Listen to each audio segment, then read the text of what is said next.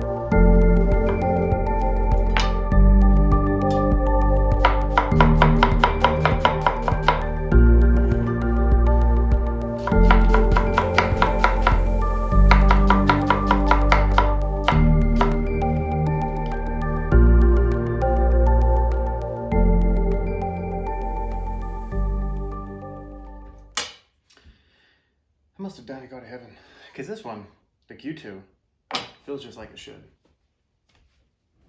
So let's check the review on this Tajiro Shirogami 210 Gyuto from Jamirepoix. Let's see that's the whole point of this, right? So the Gyuto, austere in appearance, ascetic in function. He cares not whether he is beset upon animal flesh or vegan fodder. The ruthless precision with which he practices his discipline is indiscriminate in its deployment. Current primary focus is brisket trimming and other specialized tasks, and he also serves as an instrument with which to perform seppuku. Well, hopefully that's not, my fate for this, but let's get this guy ready for trimming a brisket. Well, unfortunately, given the location with which I am utilizing said instrument, I was not able to procure a proper brisket. With that being said, we can do the next best thing. Let's get some chuck ready for braising.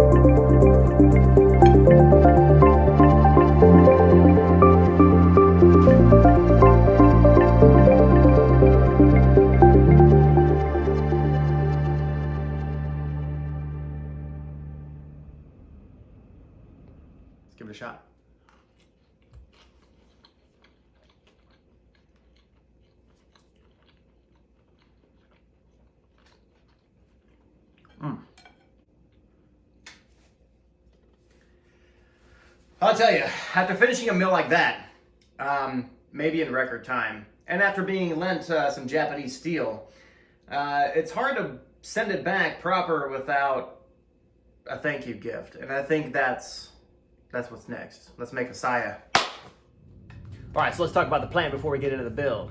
So based on my comfortability and also my experience level, I feel like the router is the best approach for this. So my idea here is that I got some curly cherry. It's not the softest wood, it's also not the hardest either, but it's definitely not magnolia, right? So for the Saya, I got a 2-foot board. I'm gonna cut it in half right here. I drew a basic outline of where the blade is gonna sit, but also where the handle is gonna be notched out later on. The idea here is that I don't want it to just take a measurement like this, right? We have to do it this way, so there's a pin for the Saya to rest whenever it's inside the case, so there's not a lot of chatter and it's all secured whenever you put it on the table, countertop, or in the drawer, or whatever. So for this guy to sit, it's gotta sit really snug, right? Like I said, you don't want a lot of chatter. I measured the thickest part of the spine, which is towards the handle here, with my calipers, and that was 0.175 inches. Take that, divide that by 2, because we're gonna sandwich this, and you get 7/80ths, which is 0.0875 as measured by my calipers here. So I'm gonna use this part right here with this super sophisticated tool that I created based on my 5/8 of an inch V-groove router bit. So I have this sitting on the top here so that it'll be flush. We'll plunge it later and also take this measurement to make sure that the notch is gonna be right on top of where that 0.0875 is. That way, I can just make clean passes with the V-groove, and then I can go back and clean it up with a chisel later. That way, ideally, the Tajiro is gonna sit very snugly in there, like I said earlier. If there's a little bit of chatter, we can mitigate that later, and we'll talk about that if and when we get to that point. But in the meantime, let's go ahead and get started with this build. So let's do that right now.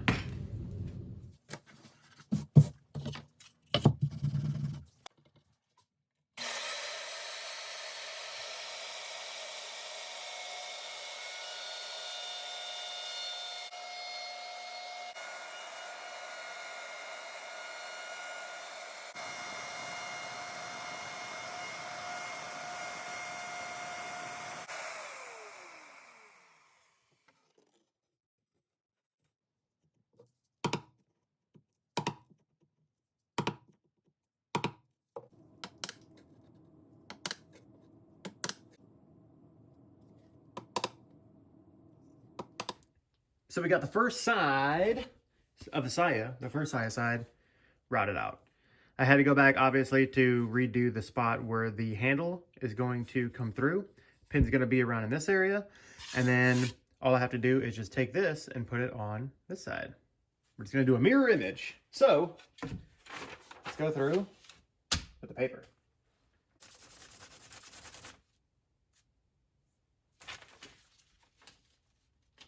It helps if you don't move it. I guess what would have been even better would be to have created a template on a piece of paper, did the outline on one side, and then did the outline mirrored on the other side. That's basically what I'm going to try to do here. So take that for what it's worth. It's all a learning opportunity. So let's just try to get better. You know what I mean? That's all you can do. All right, so I'm gonna finish this up. I'm gonna put it on the other side and then we'll get back at you.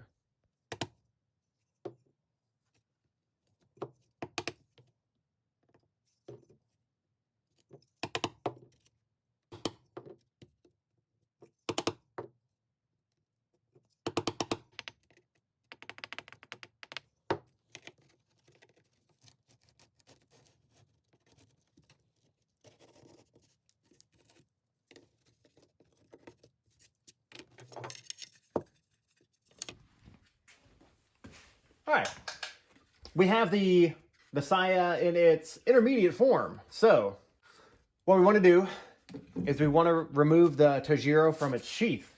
And once the blade has been removed from its sheath, we cannot put it back until it has spilt blood.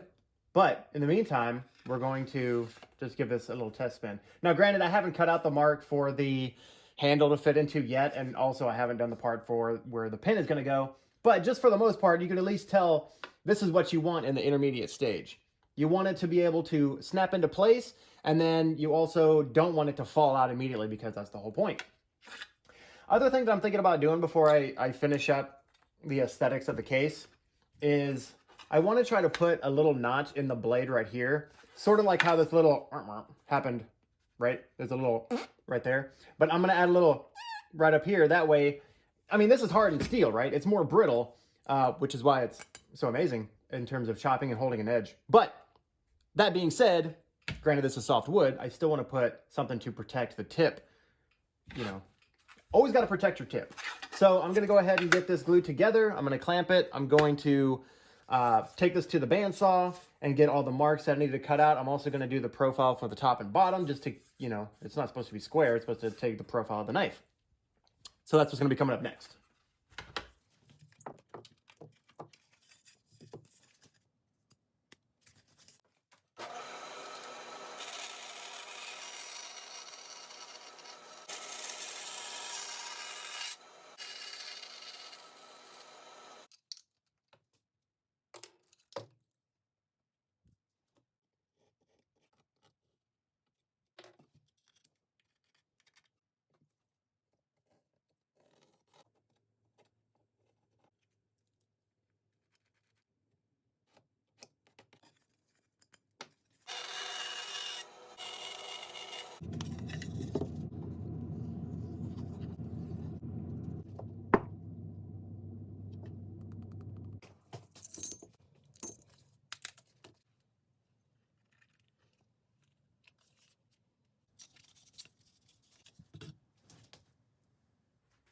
Now that the Saya has been glued up, it's time to start putting on those finishing touches. First thing I want to do is make this less blocky and more knifey.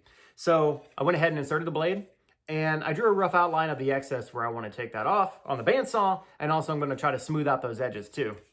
I did already take this to the sander so that all of the stuff is nice and flush with both ends, and I also drilled out the hole of where I want to do the pin for insertion later.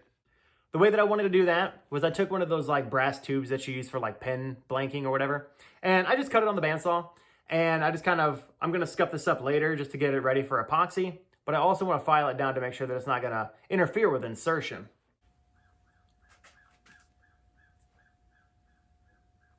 All right, Crow, just ruined my shot. So it's the next morning, and we have the epoxy dry, and I have the brass inserts all set up.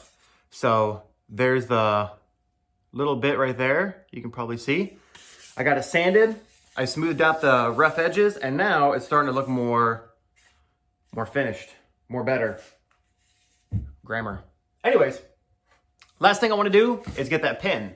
So I got this little piece of walnut. It's 1/4 of an inch, but since the insert for the pin that's made out of brass is also 1/4 of an inch, it's just a little bit too large to fit in the hole. So what I'm gonna do is I'm gonna cut this down to size, and then I'm gonna take it to the lathe just so I can try to flush it up a little bit just so it sits. I want it to sit relatively snug, but I don't want it to scrape. So it's just gonna be, you know, pretty rough in there, but we're gonna make it work. After we put some finish on this, it'll slide in and out relatively easy.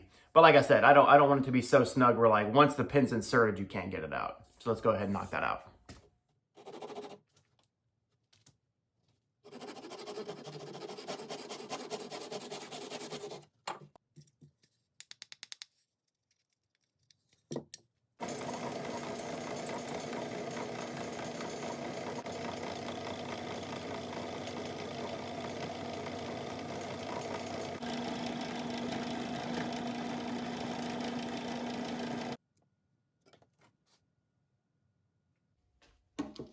That's pretty close considering the fact that it's a lathe and wood. So I think what I'm going to do is I'm just going to try to finish it up with some sandpaper and bust it out.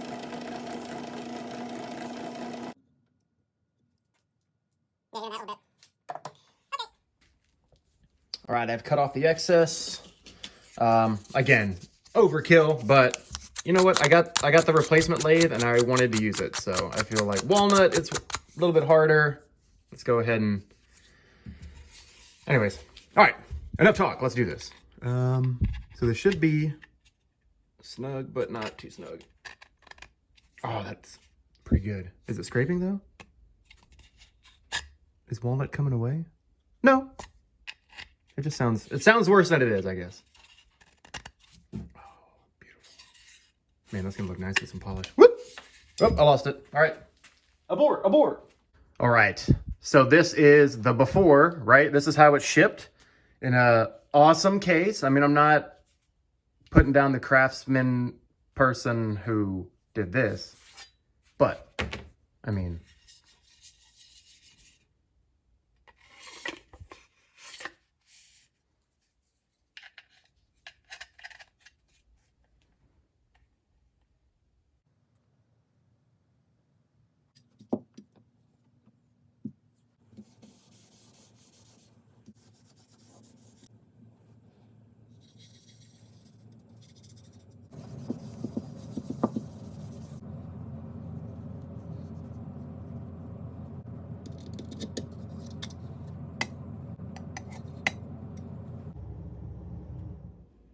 all right, and there we go. The finished product. It's all oiled up and it looks nice and shiny. So let's talk about what I would have done differently, right? Obviously, the first thing is that if you're a knife maker and you can take the actual metal bare without the handle, right? You're gonna be able to stick that on where the groove is gonna go for making your saya. That's gonna be the optimal situation. Other thing though, what I would have done is taken away the grade school shaving with the pencil and done like a cardstock or something. That way I get the exact same profile on both sides. This is more just like a word of warning for any kind of prep, cook, home chef, whatever, right?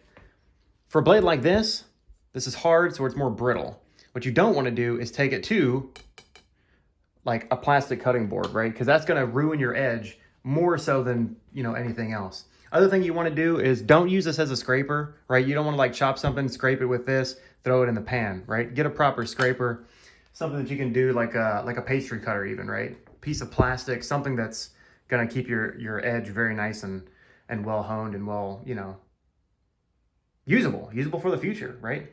Use a wooden cutting board. If you're working at home, right, and you've got somebody who's a woodworker in the family, or you want to go out to a market or something and get an end grain cutting board, that is probably the best in terms of like stress on your knife, because it's going to be pushing against all those fibers, right? All the fibers are going to be up like this, as opposed to a long grain, which the fibers are going to be running this way, right? So that's typically what you're going to see in like a restaurant or at home even. But again, just don't use plastic. Don't use plastic on a good knife like this, okay? All right, that's all I got, folks. So hit me up in the comments. Let me know what you do differently. Give me some tips and tricks, man. This is my first time doing this, but you know what? I'm very pleased with how this turned out, and I hope that, that my buddy is also very pleased. So we're going to send this off. We're going to get it back to Texas, and we'll see you next time. Peace.